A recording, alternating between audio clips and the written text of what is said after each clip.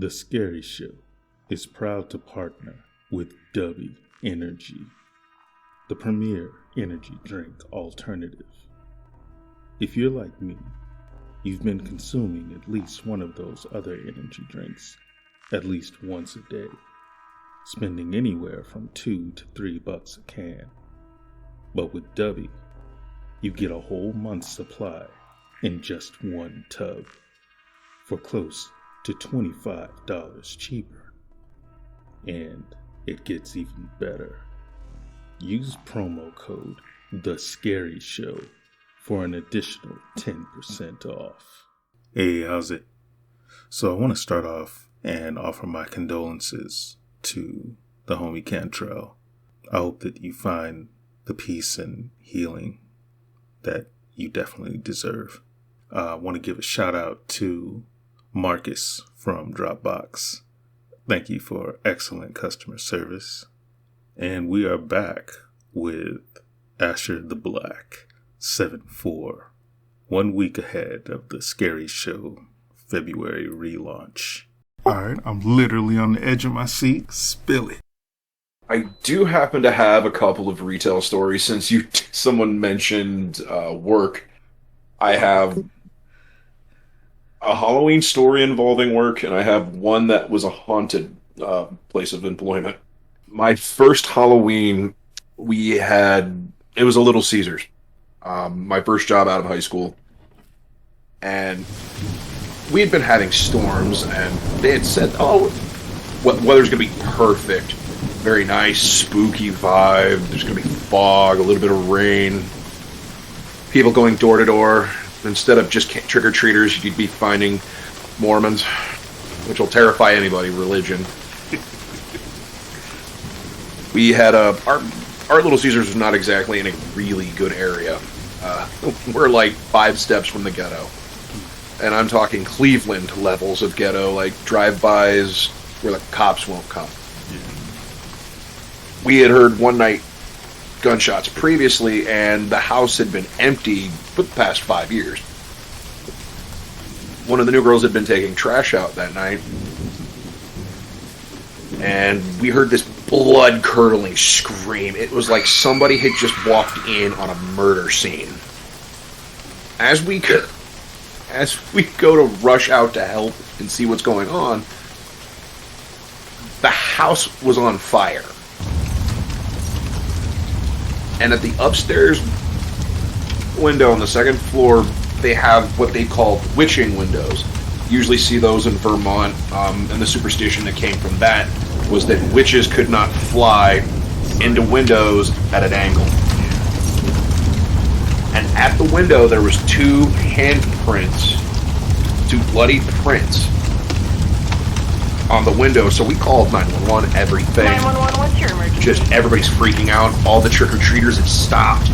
All the cars were just starting to pile up into the neighborhood. People pulling in, trying to see if they could help. That very next morning, after everybody had come back in, management had asked, "Is everybody okay?" And they asked us what happened, what we were doing. And we told them we heard the scream, and we all went out. The house was just blazing. And we noticed the handprints, and we had called. And they're like, "What are you guys talking about?" The fire department had asked. They found no body. There was nothing. They don't even know how the fire started. It just came out of nowhere. A few days later, we found out it was a couple of pranksters. Oh. Got caught smoking. One of the neighbors called the cops. And there's like 6 of us there. And we're like, "Are you kidding me?" Jim's like, "Yeah. They said they didn't find anything, so when all your guys' testaments and everything went out, they were like, 'What do you mean you saw bloody prints and everything?'" And till this day, that Little Caesars is still closed at 5 o'clock, like clockwork. Every Halloween, it's closed.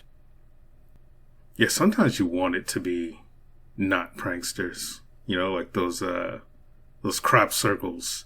You don't hear much about that at all anymore.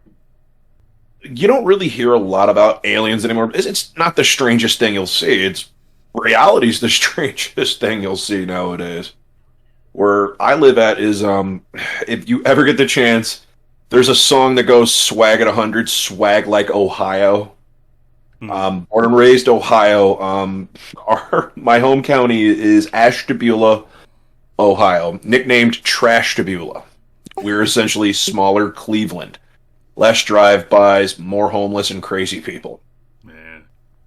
We are probably one of the most haunted counties in Ohio. We have the train accident that happened here. It was about 300 people died, and they have the memorial at the cemetery on the hill. That same cemetery also has several legends there. One involving a vampire, the will-o-wisps that are usually seen if anybody is dumb enough to be in this graveyard after 12 o'clock. What is a will-o-wisp? A will-o-wisp is essentially a blue flame, supposedly a wandering soul. It's essentially a soul that's lost its path and is essentially wandering until it finds where it's meant to be. We decided to go in one night on a dare, and it was about 12:45. Three of us jumped the fence. We were just doing dumb teenager stuff, smoking, just talking a bunch of crap. And we had never heard the legends of this cemetery. And the groundskeepers, they were usually really nice. As long as you didn't mess with anything, didn't harm anyone, didn't try to sacrifice any small animals to Satan, which has happened. They really didn't care if people did tests of courage. And we went in, and we noticed by some of the gravestones, some of the headstones, these little flickering blue lights were showing up here and there. And we figured, oh, it's just at the distance we're at. It's foggy. They're just fireflies. And we're sitting here passing a smoke around. And then it just got eerily quiet. There was no crickets chirping, no sounds of owls, no bats flying off in the distance, no toads or frogs croaking. And then we heard out of nowhere, "I'm coming to get you, boys." I have never seen 3 6-foot guys over 200 pounds move that fast in my life. And both of us played football. And our one buddy was track. It just gone. And the spot we were in happened to be near a grave of a young woman who was killed by her lover. He had been trying to get her fortune, and she had eventually signed a few things and found out he was trying to take everything. She confronted him, and he killed her on the spot, strangled her. And she would appear to certain people, white dress, blue necklace. Very lovely young lady in the pictures, but sometimes the ghost stories are real. I've never seen a ghost, but I did see something that to this day I have no explanation for. This I cannot explain. So there was this one night, I was in a car with some friends. We were over in Hawaii going under the Nimitz Highway. And we look over across the street from us as we're getting ready to go through an underpass. And there's this lady. And we can see her. She has a backpack. She has a ponytail. We can see clearly what she's wearing as she's walking towards the intersection, towards us. But the thing is, we couldn't see her face. There was nothing really obstructing her face. It's kind of like it just wasn't there. Like if you've ever played a game and all the textures haven't quite rendered yet. Kind of looks like melted ice cream. Yeah. All those different colors and hues just blended together. Yeah, but it wasn't like gory like that. It was just not there. And so somebody in the car yells, "Where's her face?" And so all of us are looking, we're all like rubbernecking, looking, watching this lady staring, and none of us can see her face. And it was like the creepiest, like 5-10 seconds ever. And I just don't, I mean, maybe it was the lighting, but like for all of us to not be able to see her face, that's like really bizarre. When we were growing up, I was really skeptical about the supernatural growing up. As we got older, my father used to make fun of that stuff. He was like, that's spooky crap. There's no spooks or specters or ghosts and goblins coming to get you.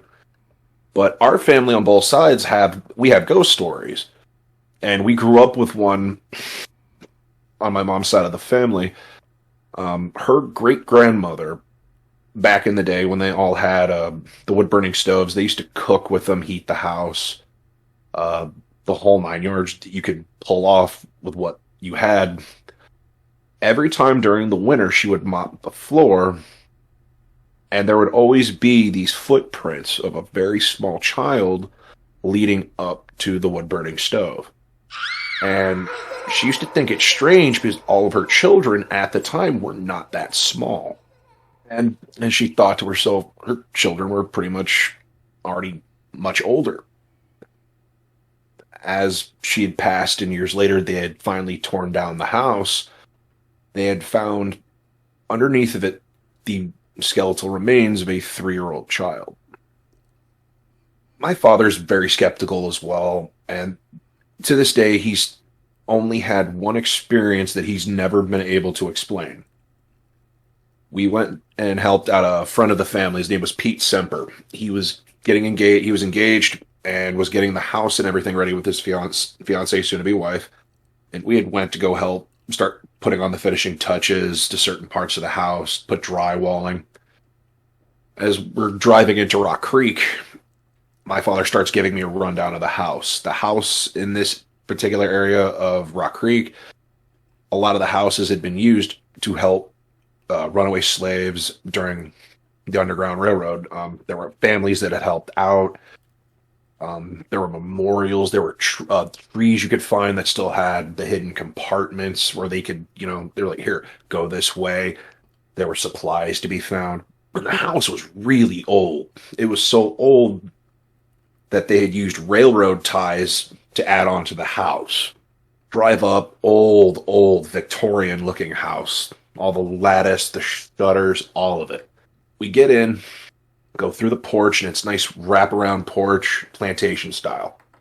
We go through the front door and through the foyer.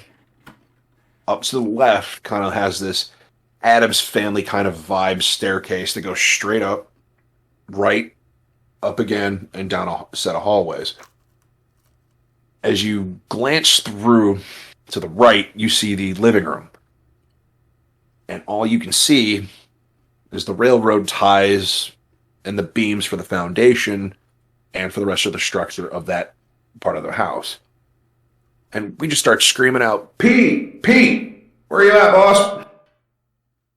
And we see him. We're like, oh, cool. He's right in the dining room. We could see through the water heater and everything. And as soon as we step into the dining room, Hell's Bells is playing from AC/DC, blaring. And it felt like somebody had just turned it on us, like snap, just. And we're both shocked. It's like, wow, who just turned that on? And Pete's like, oh, hey guys, didn't know you were here. Turns it off. Like, you didn't hear us calling you? He's like, nah, music's been playing for the last half hour, 45 minutes. I've just been cleaning up. He's like, what are you talking? We've been calling you for like, the music wasn't on when we came in. He's like, what are you talking about? And then he sees our faces. We're just confused. He's like, oh, you haven't heard the story yet, have you? Sue got, guys, she's going to love to tell you this.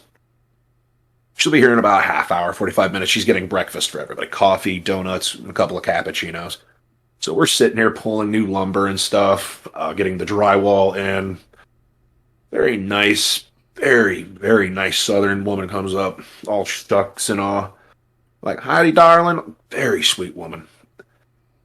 And she starts having me pull boxes and stuff up from the cars up into the second floor into the attic. And Pete motions for her to come over, and he whispers in her ear. and she brightens up, which I automatically know I'm in trouble. I'm either going to be asked to do something that involves in something incredibly heavy, or I'm in for a doozy of a story. And this is one of the houses where everything was kind of built into the house. Like, everything was brought in, like, and made there. The chairs, the tables. So it's kind of hard for someone my size to be going down the hall. I'm like a Coke machine. 6'2" and 220 pounds of just muscle and lump. And my dad's like, you behave for her. She's allowed to slap you upside that big head of yours. I was like, big head? Have you seen yours? The only person who's got a bigger head is Beldar from Coneheads. So she grabs me by the ear. She's like, boy, I'm talking to you. Get going down the hallway. So she starts telling me about the story about how a young couple who had lived in the house originally had helped with the Underground Railroad. They had just managed to get a family of 5 out the back and through the underground part of the cellars. Because once you look into the back, there's this blown out greenhouse and a bunch of small sheds and a big barn. Underneath everything was a set of tunnels going down and through the property for about, I'd say, quarter of a mile. And they had just managed to get the family out through the barn and out on their way. Somebody had told on them for the town watch that they had been smuggling slaves and everything north. So the family was essentially drug out and hung on the front part of the willow tree they had out. They say the spirits of these two still protect any who enter the house, anyone who is in good faith. After that story, she had me walk into the children's room and said there had been, at night, you could hear the footsteps of 2 small children. She told me to take the box I had of pictures and wedding stuff, go ahead, take it to the children's room, set it in the closet. As I stood up, on the wall, said, Mommy, there's a monster in the closet. I'd never moved so quick. I've been in gang fire. That never bothered me. Possibility of seeing 2 spooky children? Nah, sorry. I've seen Stephen King movies like this. I'm gonna end up dead. I'm going away. I'm the crazy bearded guy that tells everybody how to get out and survive, or don't go that way, and I'm usually the one who dies 3rd or 4th. So is there anything you like to plug? Like make the people out there aware of? Besides thinking for themselves, love one another, laugh, not to take things too seriously, and if they ever need to, always remember, a little bit of spooky will definitely make your day. That's an awesome message to take us out on. I appreciate you being on the show. Thank you, and thank you to the Sci-Fi Center. And we'll see you next time on The Scary Show. Subscribe, like, comment, share, and I'll see you next week with a brand new episode of The Scary Show.